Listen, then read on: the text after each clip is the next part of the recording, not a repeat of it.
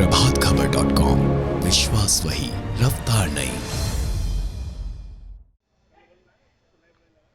नमस्कार दर्शकों, आप देख रहे हैं प्रभात खबर। मैं अलीगढ़ से चमन शर्मा। मैं आपको बता दूं कि 10 मार्च को मतगणना होनी है और जहां पर हम खड़े हुए हैं यह अलीगढ़ का धनीपुर मंडी का मतगणना स्थल है, जहां पर सभी ईवीएम जमा है और यहीं पर मतगणना होगी। मतगणना में इस बार एक बात बिल्कुल अलग होने वाली है, जो कि चुनाव में पारदर्शिता के लिए बहुत ज़रूरी है और इस बार निर्वाचन आयोग ने उसको लागू किया है। वो क्या है एक अलग बात, वही मैं आज आपको समझाऊंगा। पहले थोड़ा सा मैं आपको बताना चाहूँगा कि जो ईवीएम से मतगणना होती है उसका क्या तरीका होता है। जैसा कि ईवीएम इलेक्ट्रॉनिक वोटिंग मशीन, ये एक पूरा सिस्टम होता है।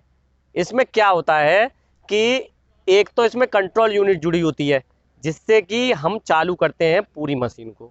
उसके बाद एक उसमें वीवीपैट जुड़ा होता है। वीवीपैट भी एक मशीन है, उसको भी उसी से जोड़ा जाता है कंट्रोल यूनिट से।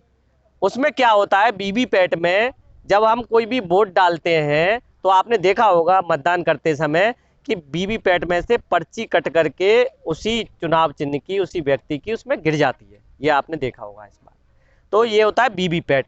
इसके बाद एक तीसरा जो जुड़ा होता है वो जुड़ी होती है वोटिंग मशीन, यानी कि जिससे हम बटन दबा करके वोट करते हैं वो। यानी कि ये तीनों चीज़ जब मिल जाती हैं, कंट्रोल यूनिट, वीवीपैट और जो वोटिंग मशीन है जहां चुनाव चिन्ह होते हैं, इनको मिला करके हम ईवीएम कहते हैं, इलेक्ट्रॉनिक वोटिंग मशीन।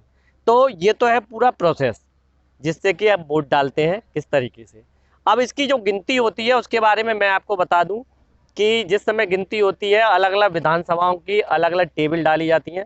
टेबल डालने के बाद इनको ईवीएम जो सील हैं इस समय मतदान के बाद इनको निकाला जाता है वहाँ पर, और निकालने के बाद जो इसकी कंट्रोल यूनिट होती है, कंट्रोल यूनिट को ऑन करके उससे यह पता लगाया जाता है कि किस प्रत्याशी को कितने कितने वोट मिले। फिर उनको जोड़ा जाता है और आजकल कंप्यूटराइज सिस्टम है, और जोड़ करके फिर जो अंतिम परिणाम है वह जारी कर दिया जाता है। परंतु इस बार, जैसा कि मेरा वीडियो का टॉपिक है, कि इस बार जो है कुछ अलग होने वाला है एक, जिसके कारण से अंतिम परिणाम इतनी जल्दी जारी नहीं होगा। वो अलग क्या है कि जो मैंने आपको बताया कि वीवीपैट जुड़ा होता है, जो वीवीपैट जुड़ा होता है जिसमें कि पर्ची गिर जाती हैं कटने के बाद, वो वाली वीवीपैट। तो इस बार जो होगा कि जब वो पूरी मतगणना हो जाएगी उसके बाद जो प्रेक्षक तैनात हैं बाहर से, निर्वाचन आयोग से जो प्रेक्षक तैनात हैं, उन प्रेक्षकों के द्वारा विधानसभा वार हर विधानसभा से 5 बूथ लिए जाएंगे। 5 बूथ की ईवीएम ली जाएंगी, यानी ईवीएम, वीवीपैट और कंट्रोल यूनिट ये ली जाएंगी। और उनमें से जो वीवीपैट की पर्चियां हैं, जितनी वोटिंग हुई है वो निकाली जाएंगी। उसके बाद उनको गिना जाएगा और उस ईवीएम से जितने वोट पड़े हैं उनसे उसका मिलान किया जाएगा।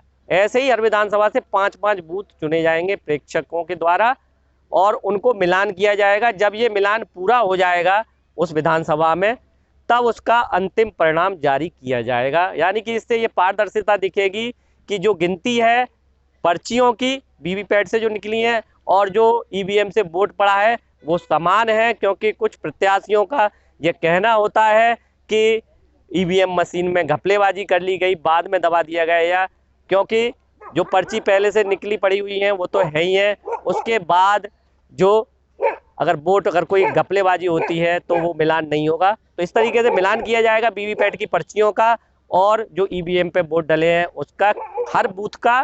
परंतु हर विधानसभा में केवल 5 बूथ लिए जाएंगे, तब अंतिम परिणाम जारी होगा। तो ये है इस बार मतगणना में कुछ अलग। आप देखते रहिए प्रभात खबर। मैं अलीगढ़ से चमन शर्मा। प्रभातखबर.com, विश्वास वही, रफ्तार नहीं।